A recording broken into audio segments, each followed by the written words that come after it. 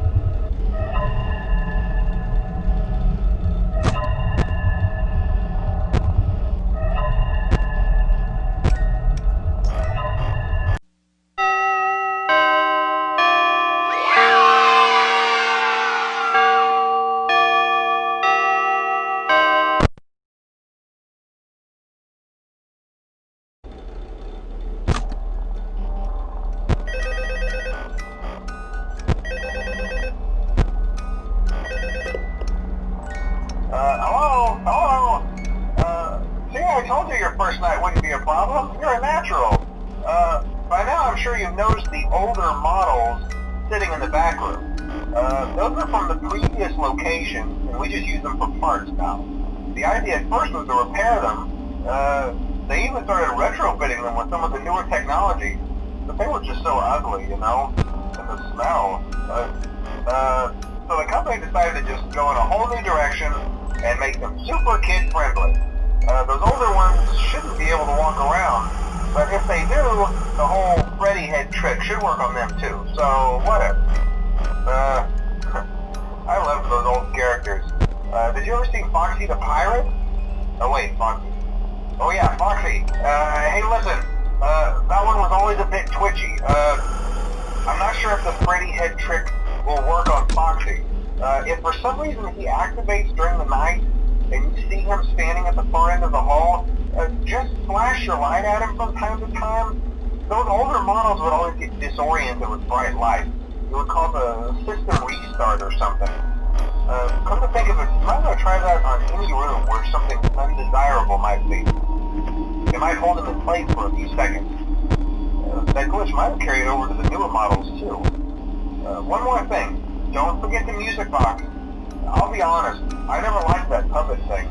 It's always thinking, and it can go anywhere. I don't think the Freddy mask will fool us.